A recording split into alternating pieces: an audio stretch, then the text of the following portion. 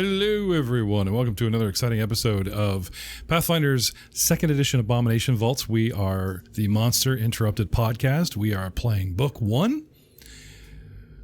A funny thing happened to me on the way to the forum. You ever hear that about that play? I got a new computer, and my old computer suddenly starts throwing apps at me, including an Xbox Live app.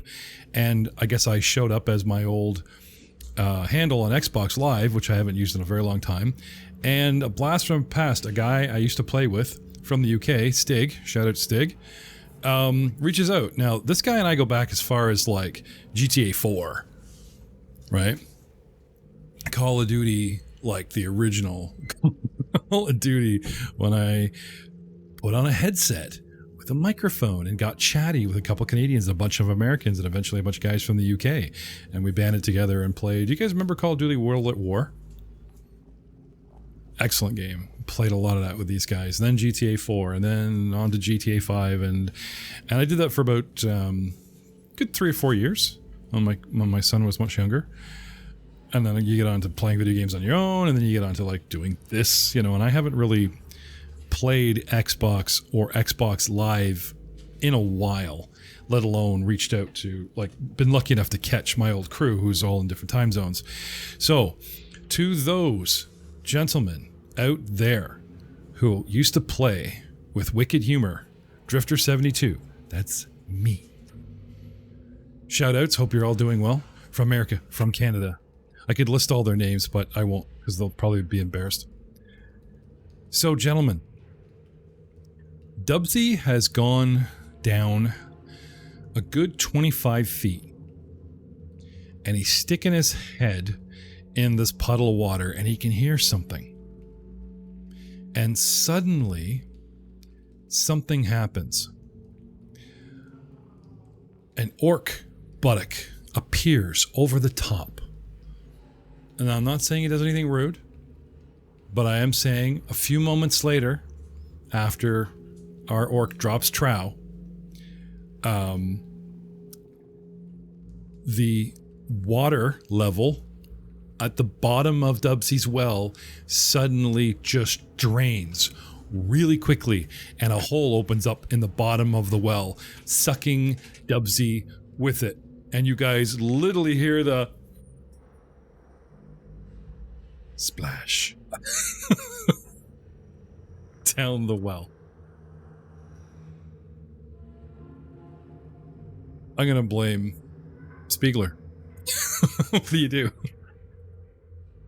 Hey, DUBSIE, I was joking about spitting down the... Wait. DUBSIE? Hello?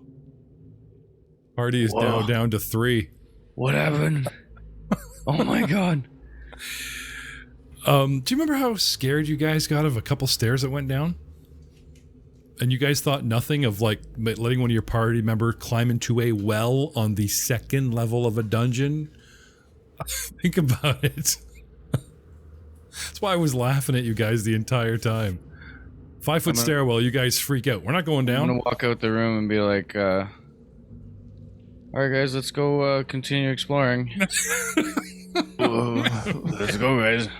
Wasn't part of my original party. I don't know that guy. Where's DUBSIE? Where'd our frog friend go? I think he's in the well over there. You can go check for him. DUBSIE? Aren't you spotting him? What, me?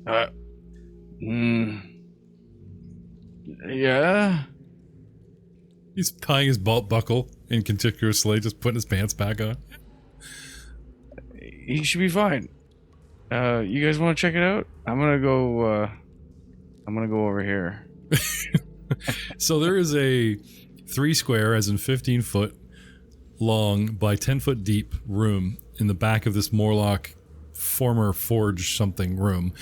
As well in it, DUBSIE and our fearless tusk full of orc.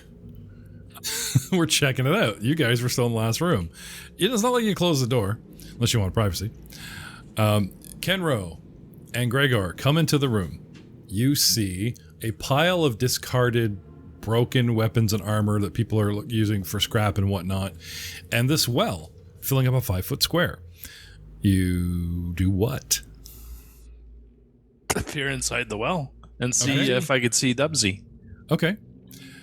Hey, Kraga, he went in the well, right? Yeah. Oh, sorry. Kraga? Yeah, I was holding him, I thought, and then I think the stone just gave way and, well, he's not there anymore. Was there anything, could you see water or anything down there? I see a little bit of water. I think he heard something down there, and I'm not sure if he, DUBSIE was using a climbing kit, and I asked about grapples and tie-off ropes and having Kraga, hold it maybe or secure. Nope, dude just pushed cheeks against the rim and... I may have let go for a second, but I thought I had a minute, but, I didn't think it was that... Oh, no. I fucked up, guys. Okay, well, there's got to be a way down. We got to look for stairs. What is Sarah and Ray going to say to you this tonight? God's on your back now, my friend. Best be wary of what you're doing. Gregor, you have dark vision? Yes, I do. Okay, at 60 feet? Yeah, yes. Okay. As far as I can see, yeah. You can see 40 feet down to what looks to be a watery surface. Okay. Does the well open up at all, or is it just straight cylinder going down? It's a cylinder going down, and then it breaks after 25 feet. And then another 15 feet below the break of the well wall, you see water 40 feet down. It's all dark down there, my friend. What do you see? Looks like the well goes down for about 40 feet or so and ends in water, but well itself, the walls of the well end at about 25 feet and then open up. So. Oh, it's crafting? Absolutely. Rolling in the tower. I'm so happy I got a new monitor because I don't need to switch between the DM view of Fantasy Grounds and you guys. I can just look up and I can see you talking. Yay. Yay, technology. Which gives us... So, suffices to say that that's an underground river, an underground lake, or an underground cavern that's just a deposit of water. And the well it taps into it probably breaks at ceiling level at said cavern. Because it's highly unlikely that there would be erosion where the well walls would fall away into something watery. You know what I mean? Chances are that that's a ceiling 25 feet down, and then there's a 15-foot drop from that ceiling down to another level. You do not see DUBSIE. And there was no bucket or rig or rope or anything. Now, Kraga, when DUBSIE went down the well, he went down 25 feet and hit bottom, he said, and found some water. And he was poking around, insisting that he heard a voice or voices. And then you did your thing, and then I guess somebody flushed, and off he went. Well, there's no use hanging around the well. If there's another way down, we should find it, and we can find DUBSIE. Anyone have a rope we can maybe tie off and leave here in case he needs to climb back out or needs help? Nope. That's not a bad idea. Has anybody got rope in their gear? I actually do have a rope here, so that's what I'll do. Just tie a note on the end for DUBSIE, no one else. Yes. No, 50 feet of rope. Third level monsters are allowed to use this rope. Come up to us and kick our butts. I do have rope. I have rope and a grappling hook as well. Okay. How long is your rope? 50 feet. That's 40 feet drop. There you go. There you go. Did you want to do my rope if you want? Either way. Okay. Go ahead. We'll save mine in case we we need to use it. Do you have a grapple? Or do you want to just tie it off somewhere? Let's tie it off. Okay. With 50 feet of rope, you could literally use the circumference raised stone of the well itself. Yeah, that works. Then over and in, away it goes.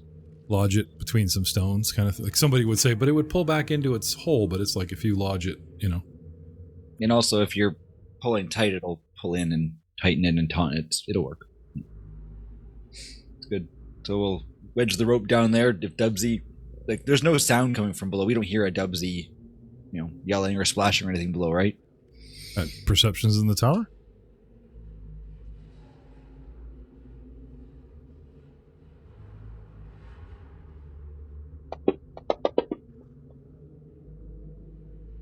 Gregor. Yes, sir. You don't hear splashing, but you and Ken hear voices, like a small cacophony of, like, a crowd. It doesn't sound like it's relatively close, but there's something down there because the chamber and now the funnel is sort of like, Not that sound you hear at night in a swamp when all the frogs are getting busy, right? Because if DUBSIE's kind of having fun, we're going to stay away from it. No. This sounds like human voices. Oh, okay. But there's enough of them that sounds like a crowd talking over one on top of each other. It's like walking into a busy restaurant is the best way I can describe it. You got everyone talking, and you can tell their voices, but you don't know what any singular person is saying. Okay, that's what I was going to ask you. Okay. We can't make out any conversation or any specific words or any language. No. The best way, is to describe it as a cacophony of voices. Okay. And they're distant. But you can definitely, you start listening down that well. It's like, yeah, I hear that. What do you do? Well, I guess that just supports the fact that there's got to be a lower level. Okay. So I'm assuming that you guys are thinking, since DUBSIE is stealthy, that he has a better chance of not disturbing something and coming up your rope, as opposed to you guys doing a rescue party and waking up a 3rd level dungeon looking for DUBSIE. Is that what we're thinking here? That was my idea. Okay. Yeah. He's in water. He can tell me I'm wrong. Jump in. Let's go right to 3rd level. He can survive there better than we could. Is kind of the idea. In water, down there, in the quiet, in the dark, he can. No, we still got things to do. We got to find a way down there from another route. I guess with the scale mail and the lit wharf flail, not a good idea. Okay, so it's not the direct shaft and the jumping in the water that bothers you. It's like you do not know how deep the water is, and you guys are in full armor. Yeah. I think Craig is wearing 2 pair. There's his and the stuff he has to take back to his buddy. Yeah. So I hope you doubled up on bulk. Double your bulk, dude. Is any of this familiar to you, Draga? Pardon? Is any of this familiar to you? You when you broke out, do you remember any specific direction from here? Yeah, some of it's coming back to me. I mean, I was thinking we should just head back in the direction of the crypt and the worm. You guys want to get back to the stairwell? Head towards the Green Drake, and you'll find that stairwell if you want to go down. Plus, there's a hallway right out here that you have yet to explore, or have yet to explore. But how long could DUBSIE wait? I was thinking we never went back, and we never searched like the area where we finished off the shadow and the crypt before the worm. There's a couple of rooms that the dwarf said that the Morlock King dwells in. They own a couple of rooms, including these rooms that we cleared. So you know there's more Morlocks down there, including their supposed king, according to Karam the Halfling and the dwarf, your former comrades, that don't seem to be in a big hurry to want to come back down in here with you. Next, you have, outside this furnace room, you have a long, wide hallway that goes north that we have yet to traverse. There's a way you're saying, which is sort of down and east past the crypt. But if you guys go towards the crypt, instead of going towards doors you've not opened where the king is, if you stay the course and go northwest instead of southwest, you can retrace your steps almost back to the Drake, where we found a rune-covered room and a stairwell going down. Okay, but if we take on the Drake, we can't take it on its turf. We have to find a way to pull it out to the surface. I don't know if we can go fishing for it, or anything like that or attract it out. But if we can bring it out into the fog fin, I think we stand a better chance. Just an agreement there. Is right now it's limited to only diving underwater and staying in our range. If we bring it outside, it'll be able to fly up high and be even further out of our range. It's kind of a damned if we do, damned if we don't, I think.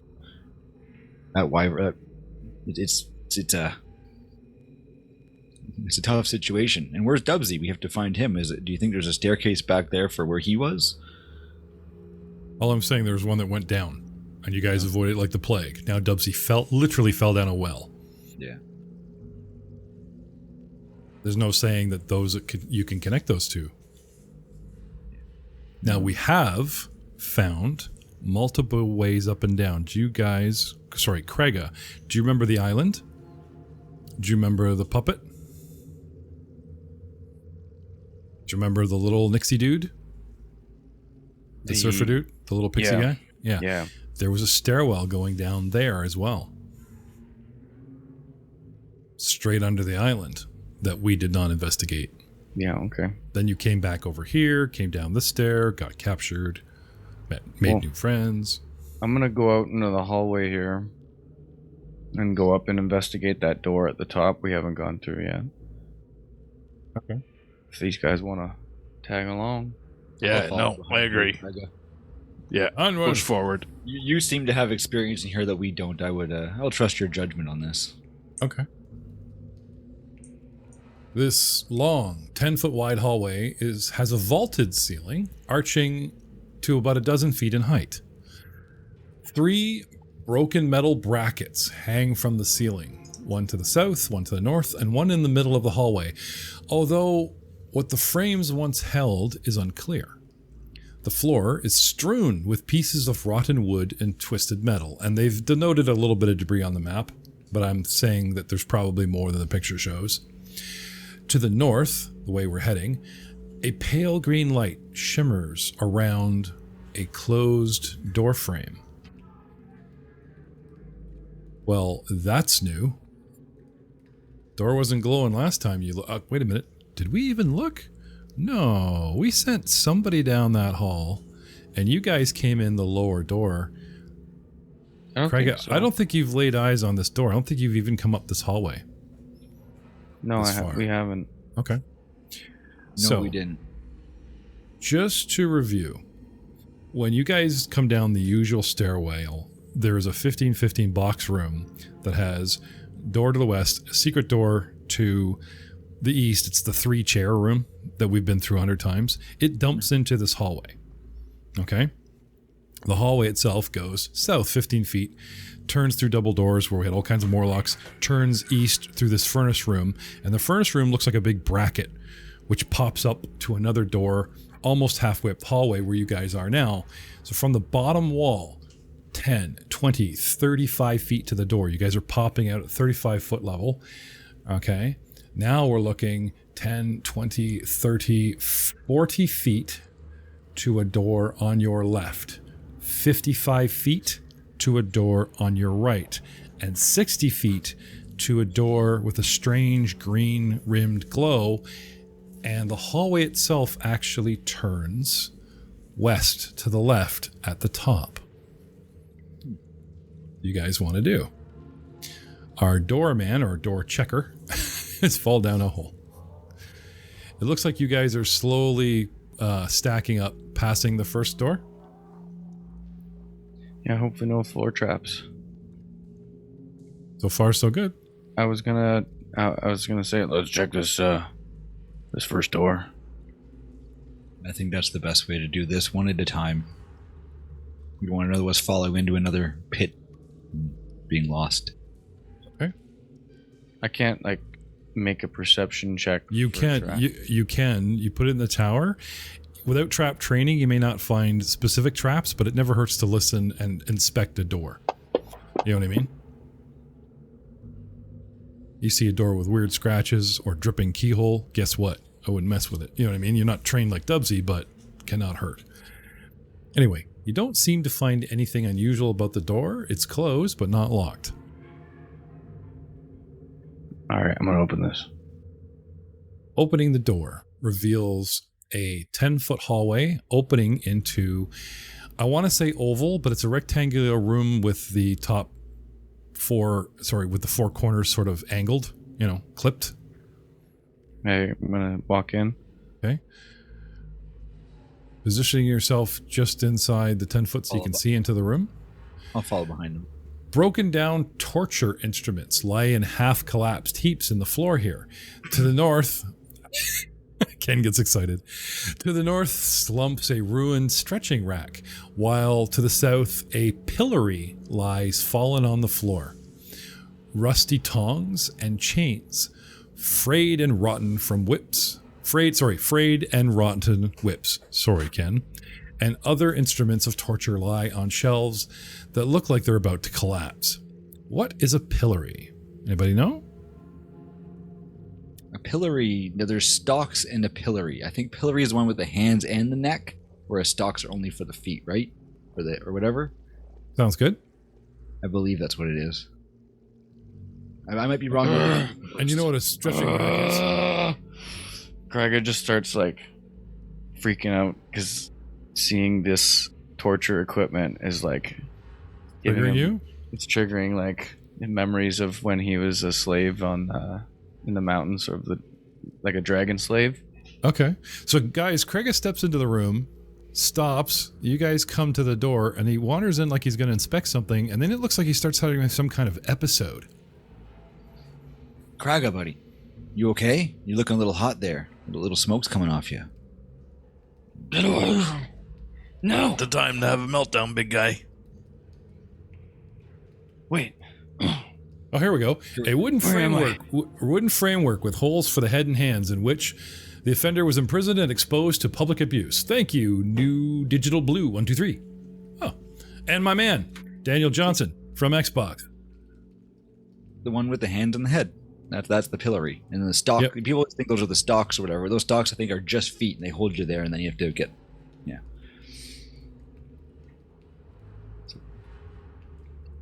Craig, are you okay, bud? You're looking a little smoky there. This room bringing back some... Can I have a willpower save, Craig? Yeah.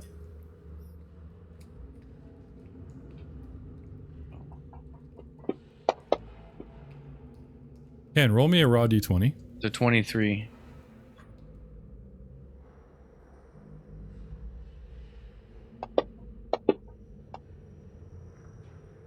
Unfortunately, Ken Clamory talking to you and trying to help you isn't helping, but you do manage, you bring yourself back from the edge and manage to at least get self-control once again.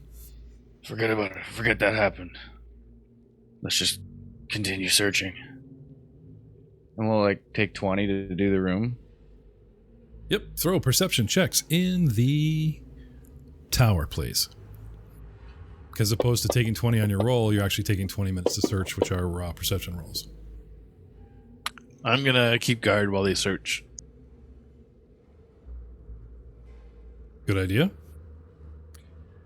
Just a reminder for you folks out there, head to www.rollmonger.com and you will find 2 Star Wars and 4 Pathfinder shows and links to YouTube, here on Twitch, where we're doing our live show right now, and all our podcast material.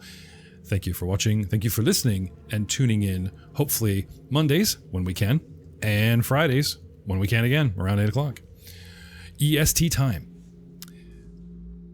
Let's have a look.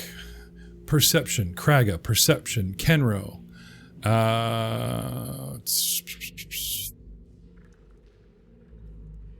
While you guys are wandering around, funny enough, it's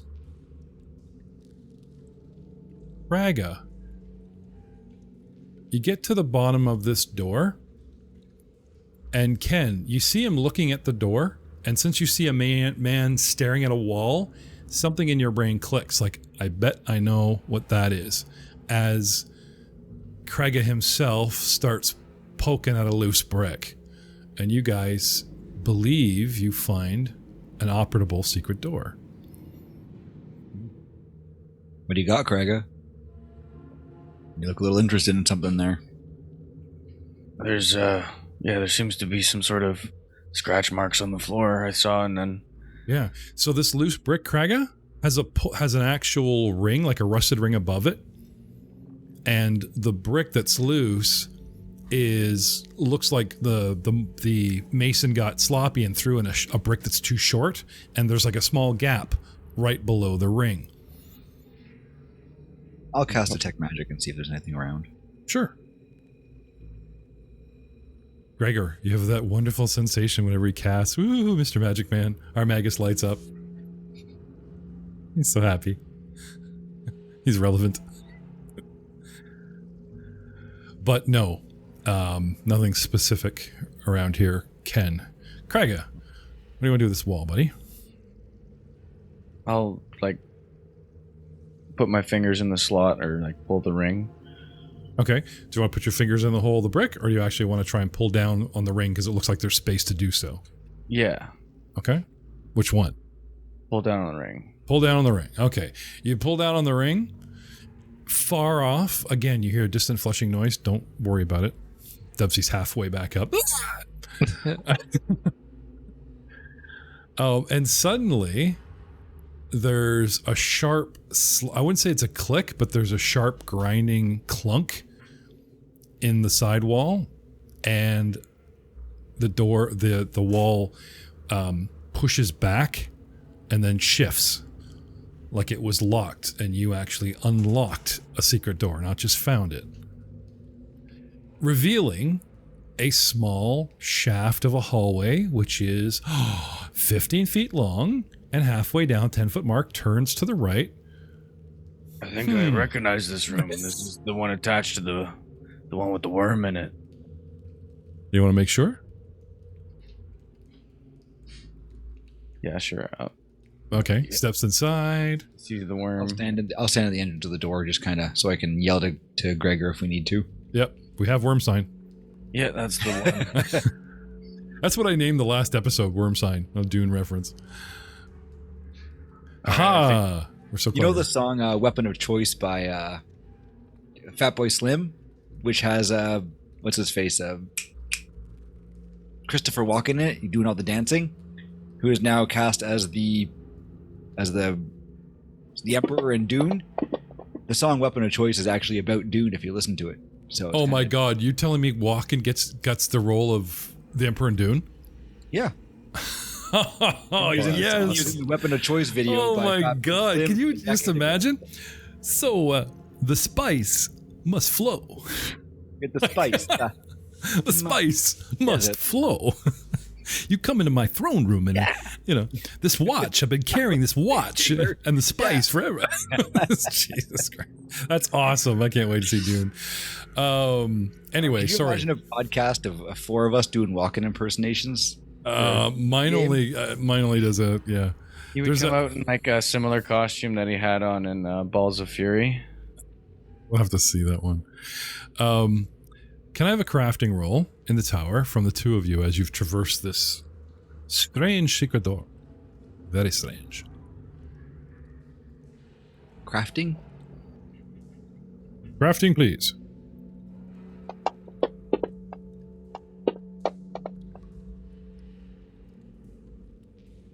Got a nat 20. Okay. You went through the motions. You saw it pop. This is what they call a one-way secret door. You cannot access it from the back. You have to come from this side. Otherwise, it's locked in place. And unless you take a sledgehammer to it, I'm going to make a door, Right. After I saw the worm, I came back in the room. I gave you a perception in the tower for the door. Oh, the new door. The new door. Still working on the old door. Does the that door stay open when we leave it there? And when we came into the torture room, there was. Do you guys try to close it, or are you asking? Does it just suddenly slam shut on its own? It doesn't. It doesn't have a hinge. It doesn't spring close. It stays open. Nope. Okay. Gregor, do you think we should leave this open? The center ring shifts enough that it hits like a butt of a frame, and you feel that if you just drag that, back over, it'll all click and lock back in place possibly, or are you just happy to leave this open? Oh, I think we close it. escape route for us and increase and random encounters by 20%. Up and downside. What? No, I'm just kidding. Yeah, go ahead, close it. All right. I think Ken wanted to leave it open. Well, I wasn't sure. I was asking our he was keeping kind of watch, and Gregor's kind of our battle man here, the three of us. So, well, Craig is already on the other door, and he didn't say he closed it. Gregor Yeah, no, that's our way out. We run out there, we circle back up to the stairs upstairs, head back up. Well, so you think keep it open? Okay. No, keep it closed so that way we know it's clear. Oh, okay, I got you. He doesn't want to get surrounded. Yeah. All right, closing the door. Oh, sorry. I got to keep my map relevant in the player's view here. I hope the audience actually got to see that.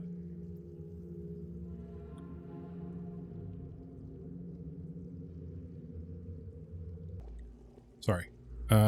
Opening the door, or sorry, listening to the door, you don't see to find a trap. Of course, you're not a rogue. Love it. Sounds quiet. Sounds peaceful. Enter I go.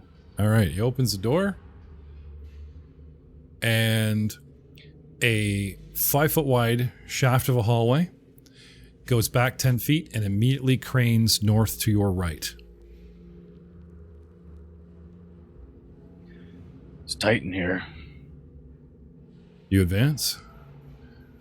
Looking to your north, the hallway goes 15 feet to a back wall, but 10 feet up it turns left, and at the back wall it turns right. Looking like a really bad Tetris piece. Man, are we smoking these rooms or not? You guys are like clearing rooms like mad now. Look at this. Bang, bang, bang. There's another door over here. Oh boy, there's a And lot of another doors. one at the end of the hallway. Let's see. I would say our mathematician of a wizard has the most analytical brain. Can I have an intelligence check from Gregor? And because I need to pick on Eric, he's not very loud today. You two seem to be doing the tag team, SWAT team up front. With good old Eric covering your rear. Just in case. No, that's good. That's good. If everyone's looking the door, then, you know, who knows what'll come up behind you.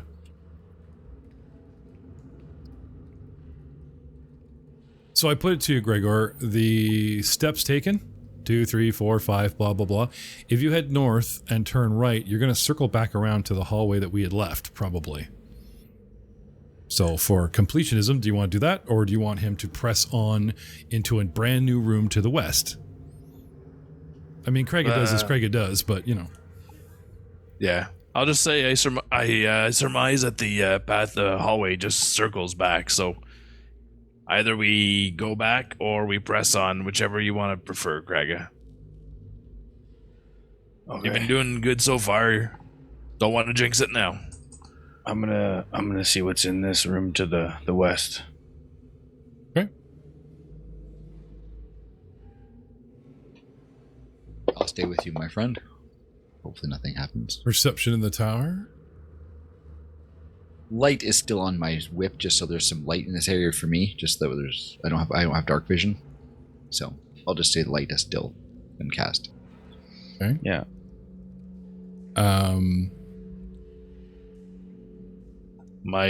Our flails are lit until our next daily preparations. Okay. Ken, you're carrying a light source? Yep. Okay. I have a torch, but I'm also carrying. I used light on my whip earlier, and I'll stay it still going. All right.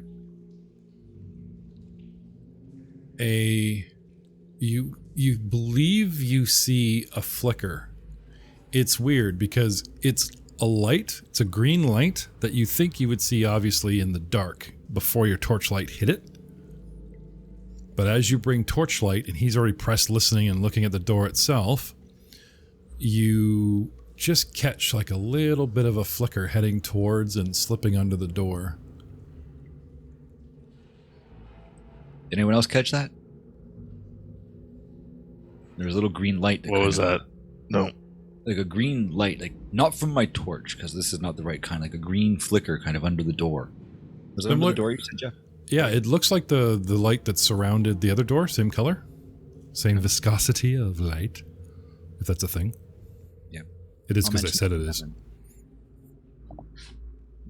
Just a little extra caution here. Not sure what could cause that. Can I do like a recall knowledge, see if I could know what kind would cause something like that? Religion, occult, arcana, primal, nature. Let's see here. Let's go religion. All the above. Tower. Yes, sir. You don't know what you know until you know it. And dubious knowledge means I know something if I fail, but also Okay. fake news too, right? That is definitely negative energy. Ghostly negative energy. So it would be similar to that light we saw above the snake then. It's no, that's pure negative energy. This is consistent, like it's been, the negative energy has been added to something and being controlled by something in its more. So that gray stream was like a pure state of negative energy. Gotcha. Nasty stuff. This negative energy has been formed into something, and negative energy is the battery. It probably won't hurt you, but it's turned into this ghostly little flickering green light. And because it's sort of in the undead wheelhouse, religion works very well, especially with a smashing roll of... Never mind. Is it, do you think it's safe for me to open this door? There's some sort of that light feels like it's a negative energy, but I don't know if it's on a living being or not. So we're at a risk. We saw the same light at another door a minute ago. I think if we are going to open this door, we should be on the ready for it, just in case. Okay. All right. It might help us understand something about the other door too, if we go through here. I mean, like a haunt, like something we ran into earlier. Yeah, possibly Like some sort of shadow offshoot. We didn't cast light; they were shadows. This is like a residual. Can I have another religion roll from Ken? Yeah. In the tower, open. In the tower. So you know how you were like, this is a stock and this is a pillar or whatever we're on about? Yeah, he's talking about haunts and shadows, and like they're like completely different undead, two different things. They're just like, it's just so cute. No, I'm not saying you have to be indicative like I am and like mention it, but technically you ran into a shadow. And technically you've run into some undescribable, unique undead up in the gauntlet and stuff. Yes. Now, there is possible that is classified as a haunt because it carries a scene. You know what I mean? Like Gregor's onto something. He may not be wrong. If I want to like slowly open the door and peek through, do I have to make like a stealth check? You don't have to. You could slowly and peek and be as loud as you want. Or you could put stealth in the tower and try to do it quietly. Yeah, I'll try to do it quiet. Just the way you said it, man. It's like, no, feel free. You can slowly and peek, no stealth required. Okay. So he pops the door. So the way stealth works is it no longer goes off of like my perception or your guy's perception. He has to beat a basic DC that's set. And since he didn't even beat your DC guys, he's pulling it open and there's that. Only 3 inches. Where it would have been faster just to open it with one loud quick than a for 40 seconds. Yeah, well, Krager is as Krager does, right? So anyway, he made a bit of noise, possibly, maybe. Peek inside. Krager, commit, right? You peek in. Your dark vision reveals a ruined table and several destroyed chairs lie in heaps in the middle of the room, along with several large bones and possibly a lightsaber. I don't know why I was Obi-Wanning my Kenobi there. I have no idea why. But of those bones in this room. Some bones! A ruined table and several destroyed chairs lie in heaps in the middle of the room, along with several large bones. Big bones. I like big bones and I cannot lie. No? Kind of that light? Or that light source? You are the light source peeking through. You're 10 feet away. You're 5 feet away from him. So when he opens the door crack, the sliver of light goes in. I step into the north part of the room. And I'll follow behind 1 foot and then into the door with him as well. There's another door at the end of the room. Another door. Your stealth roll of 6, which I get to reveal. Kenro's religion roll of 28. And Gregor's intelligence check of 14. Once in a while, I would like to pull back the curtain. No reason. A room full of bones, gentlemen. What do you do? Wait a minute. There it is, Ken. You see that little trail of flickering lights. It dances around the center of the room. Guys, quick. The tender. Do you see it? I pointed out to the other two. Okay. He points to the middle of the room and you see a tiny little green wick of dancing. It's almost like you can't see my hand, but put little flames where my fingernails are and then go, blah, blah, blah, blah, blah, you know, like just rumble your finger. That's kind of what it looks like. Roll an Arcana, see if I can recognize anything as a magical effect. Okay. And what are you guys doing? I'll inspect the bones, see if I kind of know what they are, if I can figure out what kind of creature they came from. Sure. Nature. Or medicine. One of the two, eh? I'll go medicine. Okay. Yeah, I'll be looking at the bones. Okay. Tower? Yeah. Craiga. Oh, you have medicine as well, don't you, Craiga? And Ken? Okay. All right. Seen the insides of many organisms in my day. You guys come. You're looking around. Whilst Gregor is trying to, from outside the room, about 10 feet away, see if he can rack his own brain. Looking up at the ceiling going, okay, flickering lights. Cantrip, maybe? It could be a trick. You know, your brain just starts randomly spewing facts that are related to what you see before you. These guys have stepped into the room, spread out along the walls into the corners. The room itself is 15 feet tall. There's a door in the center of the east wall that you step through. Straight across 20 feet in this rectangular east to west room, there's a door at the far side that Craig called out. The bones pretty much are stacked up beside a table at this room. And look at that. Craiga, you see what looks like a bull or a cow's skull. Pretty big, too, with horns and everything. That's got to be a bull. Kenro, that femur is way too big for a human. Somebody threw large people bones in with some cow bull bones? I don't know how they would have fit an ox or a cow down here. A single round in the room. If you guys had skirt through, the flames suddenly wink out and the bones start forming, rattle, and rise. Gregor, what do you do? So step in. I have reach. I swing. Okay. And yell, look out! You have a reach. You have a reach weapon? Yeah, my flail has 10-foot reach. Okay, so you do, since you're like standing in a door frame, you do the underhand flick. Yeah. Okay. Yeah. Targeting the pile of bones. Now I am prone, so let me make me prone before I even get up, because like I said, I'm wiggling, I'm rising, I'm getting on up. I activate and I rise. Where's my conditions here? One moment, please. No, I'm wrong. All the realms is this beast.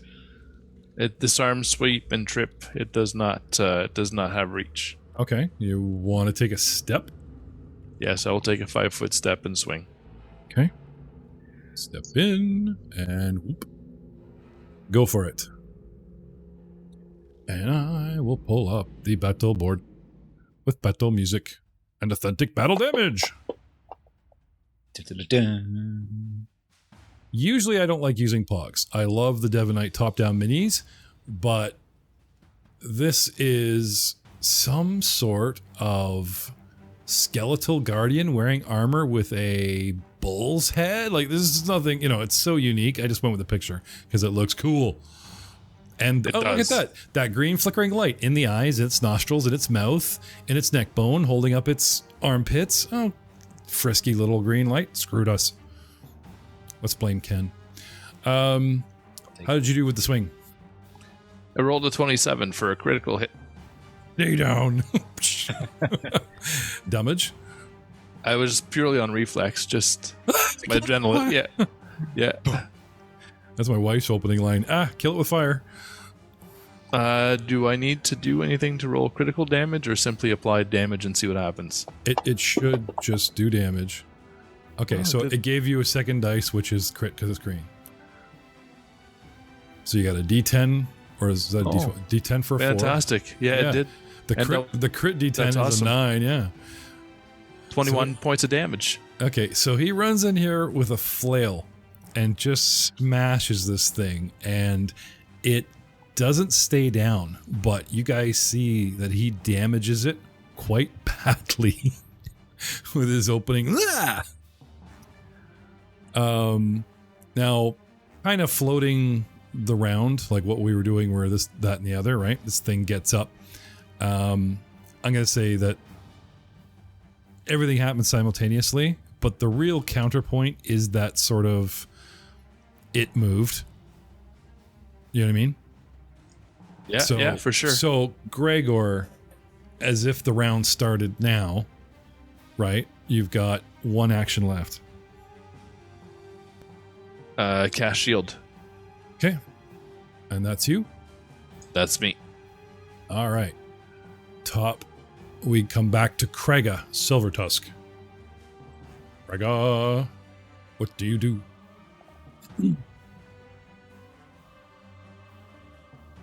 Now, you guys were told to be weapons out, and you can pretty much listen and poke and shoulder a door, holding with one hand and going back to the two hand as you're poking around, right? You don't have to put your weapon away, but if you're going to start examining a body with medicine, I do think you need your hands free to use this skill. Otherwise, you guys are just going, perception, what does this look like? You guys chose medicine. So I will say that your weapon is not at the ready. It's, you're standing on it or leaning on it. You know what I mean? So bring it up. Now, the good news is your medicine check. Okay. You have fought. Your people have had stories of fighting Minotaurs before. This is the skeleton of a Minotaur. It was in such a jangled mess, it actually looked like multiple carcasses put together. But as it rises, most of the bones rise, not all of them, and form a skeletal creature, which was once a Minotaur. Yay! Knowledge. Boom. I'm already still like shaking with rage from that earlier outburst, seeing the torture chamber in the previous room, and I immediately, as soon as I see the green, the bones rise into this force that wants to kill me, I immediately enter my rage. Rago rages up, freaks out, raises weapon, and third action is to... I swing down with the +1 warhammer. Awesome.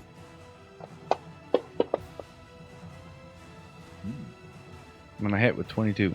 Nice.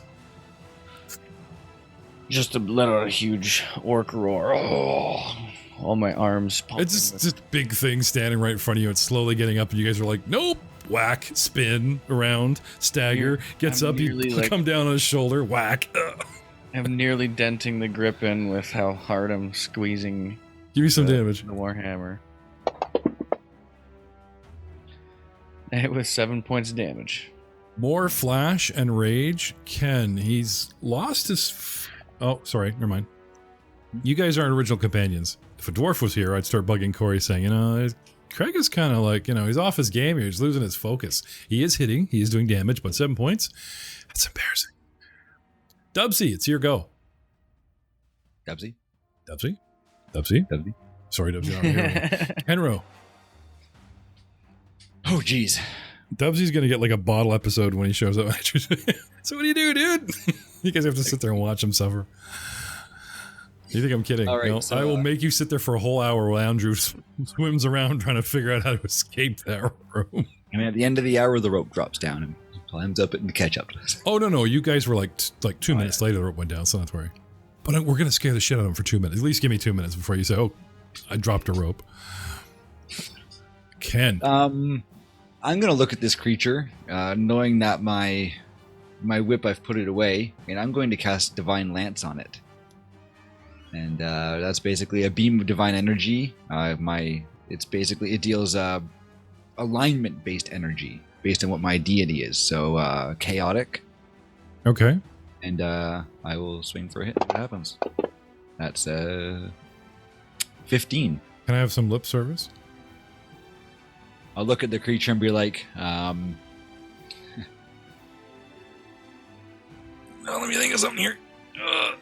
sorry, gotta stretch it out there, my friend. Despite your target, when you call to the goddess, Yes. or you pray all morning and then the energy's within you, when you release, it's time for release, Ken. Yeah. I've been just edging it all day, waiting for it. Oh, no. I really didn't think Troy would play ball with me that fast. Okay. Better keep us separate. Anyways, edging your spells all day and now release. Yeah, what's the catchphrase? Calistria, this abomination of a creature, is here for me to have some fun with. Let's play with it, and I'll cast Divine Lance at it. Okay. And then I hit it there with whatever that was. It was at 15 to hit. And then, there's no save there, so there's just damage. Chaotic. That's 2 damage, 0. Okay. Or no, 6. Sorry, 6 damage. But it said 0 to the creature. Yes. Your energy lances out, and the green light sort of swells and flickers rapidly in a chaotic fashion, as if counterpunching your energy. And you do not seem to do any damage with this cantrip. What else you got? Any actions My left? friends, that was chaotic and nothing happened. I think that's only one action to cast shield on myself. I will cast shield on myself then. That's my third action, because it was 2 for the Divine Lance and 1 for shield. Target me. I don't know if I can target myself, I don't think. And that's all that I can do with my moves here. This thing is either animated, magically, or undead. Your nature, your medicine would have been like, in life, what was it? Now we know. But this is no longer a Minotaur. As it rises as an undead or animated creature, it is covered either under arcane or religion. So if you guys want to start recalling knowledge, great. At the point of contact, it is still a large skeletal creature. It finishes getting up. And it pulls a glaive and does a very broad swipe at Ken and Gregor.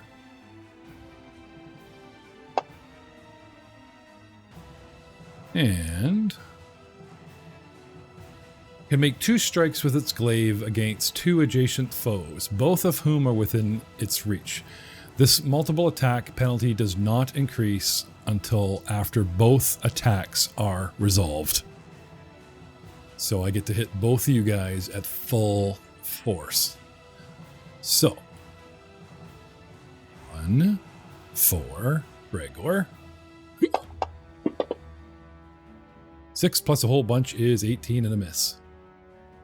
Und von glaive attack for the Kenro. Sweeping wide. And it looks like it's going for Gregor, and it just skitches across his shield spell and then comes right for you, and you try to lean back and it catches you, Ken. Hit with a 22. This deadly D8 forceful 15 reach weapon deals 1d8 plus 7 slashing points of damage to you, sir, and you take 9. Ouch. Eric, let's talk about forceful weapons. Yes, sir. Now, my action to pull the glaive, get it ready, and the broad swipe trick cost me 2 actions, so I'm done. But if I choose to use, which I do, I want to use this full deadly, full reach, full whatever. Well, you guys are right in front of me. I don't need to use the reach, but forceful. Let's talk about forceful weapons before we move on to your turn, sir. You would have to move him back, but in this case, he's got no room to move back. I'm believing I have the option to shove, like the forceful weapon actually knocks them back. On a crit, maybe? Yeah, it's saying even on my Warhammer, if I have the crit specialization is the target is knocked prone, but that's just Right. So the weapon enables certain feats and stuff for that. But I just wanted to get into it. Anyway, that's fine for now. Gregor, what do you want to actually do?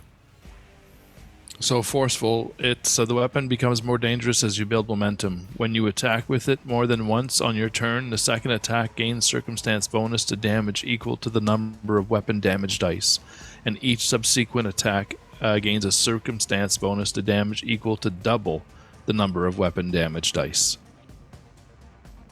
Do I have to? So if the first one hits, the second one does more damage, or as long as the second guy... Can I have that again? The beginning part? When you attack with it more than once, the second attack gains a circumstance bonus to damage equal to the number of weapon damage dice. So in this case, 1. So we'd get +1. Okay. And then if you would strike again, then it would have +2 every time. However, if you would have a rune on there, which causes the damage die to be doubled, then it would have... Okay, it does not. It's a single damage. So instead of 9 points, Ken actually takes 10. Because of the mighty swing. Okay. Cool. Good to know.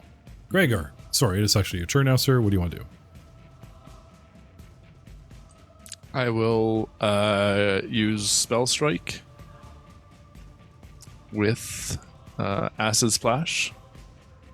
So it's a 2-action attack, and if I hit, I get to apply the spell damage to the damage as well. All right. So his swing... Oh.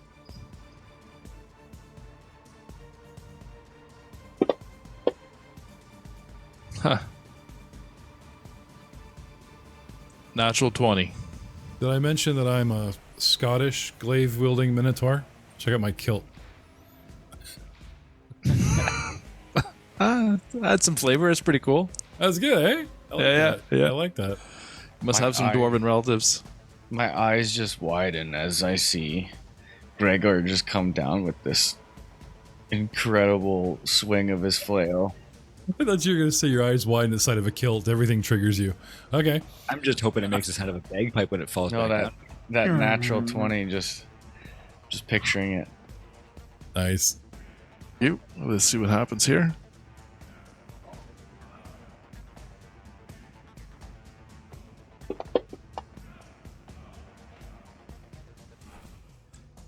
So that's 13 points of damage from the flail. Now we're going to add the spell damage.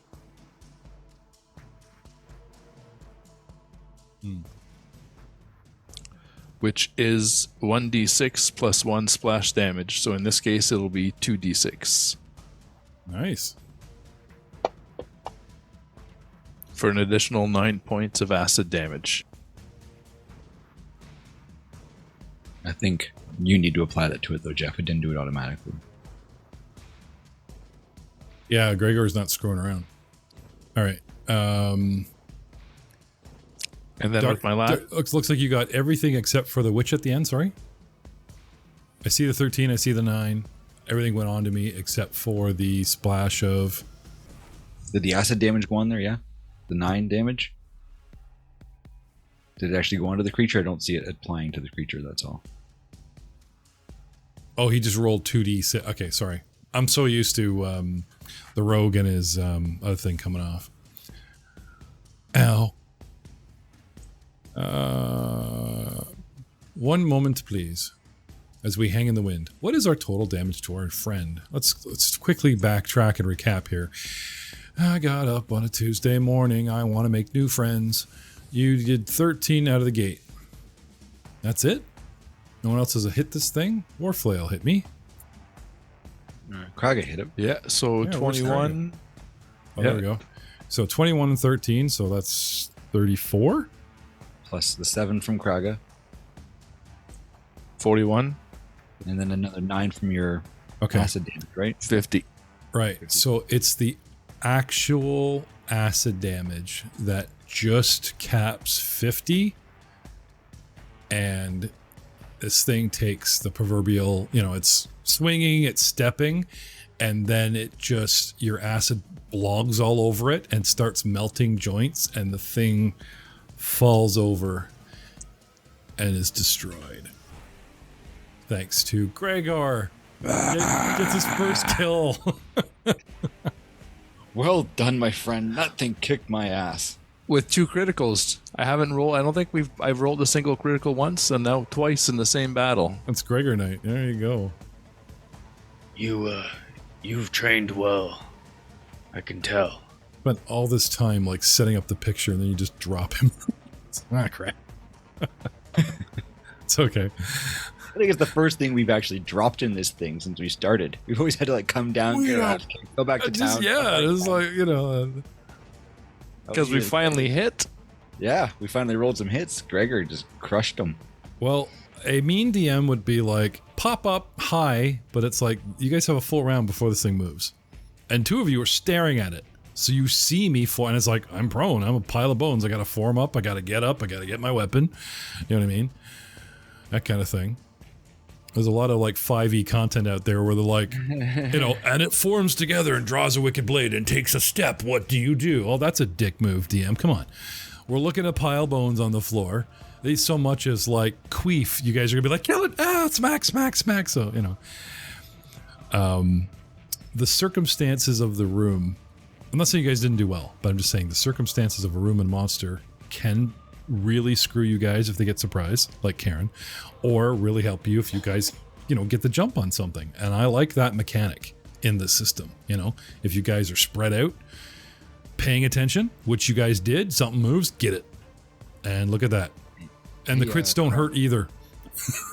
No, agreed. Yeah. Now, all the Kraga, crit my friend, action. I know you've got the tusks, but I'm thinking that skull would make a kick-ass helmet on you. And wasn't it you that was whining about trophies a minute ago? I'm trying to get my friend a trophy. Oh, okay. It actually is size. Not a bad idea. Yeah. Take Or that we can back hang to your it on buddy. the wall back. No, well, it's a large creature head, which could actually fit over your medium creature head. So you could possibly get Buddy to make this a great big, helm. Like, you got the tusks at the bottom and the horns on the top. I'm thinking like the back of the actual head lays on his shoulders, and so it kind of the top jaw sticks up like a duck bill, but the horns come out, and it does technically cover the head, if not the face. We'll work up some designs, you, me, and the forge guy. Yeah. Unless our friend Gregor to would the like party it as a loot. trophy, of course. Just figured since you were down here and stuck in this place for such a long time, maybe it would be nice to have a trophy to help you remember that you escaped. Speaking of party loot, what do you guys want to do now? Let's actually loot the body. Okay. Yeah, do it. Take 20. It over, or? Yeah, you guys look over. Okay. There is junk in the room. There's this and that, but as far as being salvageable, there actually is the glaive weapon is intact, and the creature's half plate armor is also intact. How do you think you guys are gonna look like? Who wants the kill? Because it's Scottish Minotaur armor, man. Like, if you can rock a kilt, you get this half plate armor. And it doesn't say that it's broken, or anything, which is kind of cool because usually like some undead thing you get like broken ass armor or whatever. It's like, oh, this stuff is intact. Can I you guys smash bones? Is there any magic coming off it? Nope. But Yeah, I gotta see. I don't think I'm. half-plate armor's worth 180 silver, dude. Mm-hmm. Like to buy this stuff and a glaive, like this is some, it's standard stock. It's not magical, but damn, like this is definitely gear upgrades as far as weapon and armor. Unfortunately, my friends, I can't use any of this. Callistra likes me to travel light. Prefers to see the flesh, not the armor. But if one of you could use it, or we could sell it back in town and use the money for more useful things. Oh, sorry. He's like, magic. I'm like, no. You guys got to do the thing. Arcane in the tower. What's that? Give me some arcane and religion in the tower. Yeah, attack magic and stuff. I cast detect magic, so. Oh, you big cheater. No, they're not magical. Fine. Anyway. You guys want to schlep this back to town? Yeah. I wonder what Fantasy Grounds does on the party sheet as far as like party gears. This is a pile on the floor you guys are kicking around, like, because we've got daggers, a glaive, half-plate armor, a potion, a couple rapiers, several studded leather armor that technically is on no character but in the party's possession. Right? So who's our pack mule? Or you guys want to spread some of this stuff out? Because once you put it on each other, then when you guys think to sell things, I've got no bulk left after carrying my old equipment. I'm just curious. Can anyone use half-plate armor? It's heavy armor. It's categorized as heavy armor. Anyone? No, not I. Not yet. Okay. Only trained in unarmored. If you do not have 16 strength, you will take a 10-foot speed penalty because of how heavy this armor is, even if you have the feats to use it. So it sounds like we're selling it.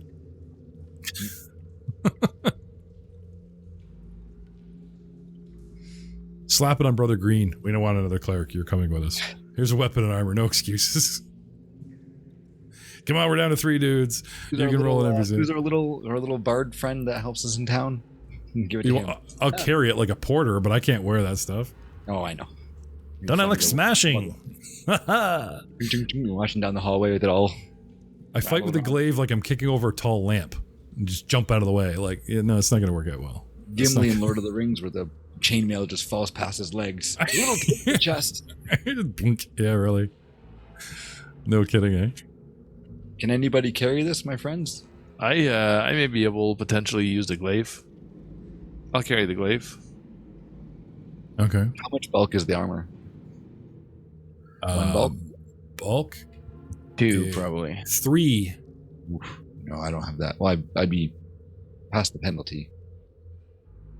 I'm at 1 glaive for you. right now. Well, I've been kind of cheating and letting this pile magically float around behind you, so we're in, we're out, we're in, we're out. Who wants to carry a dagger? Anyone? Spare party dagger going once, going twice. No, but that armor would be worth something if we wanted to sell it.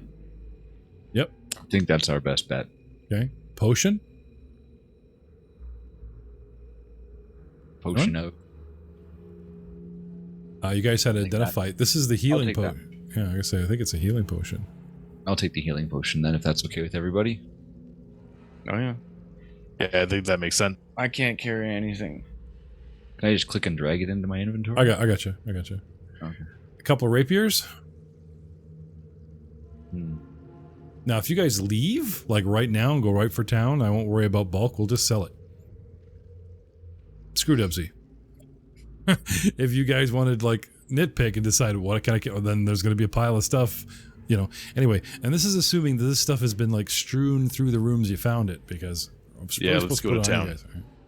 Yeah, I think let's go to town and get rid of some of the stuff. DUBSIE, you bastard. We tried. We're doing so well. We're going for some better gear so we can recoup him better. Oh, okay. Hold on, buddy. Do you guys even go back and check the rope? I would say back. we would.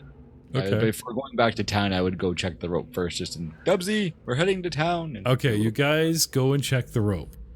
And what you find will be revealed next time. Good night, everybody.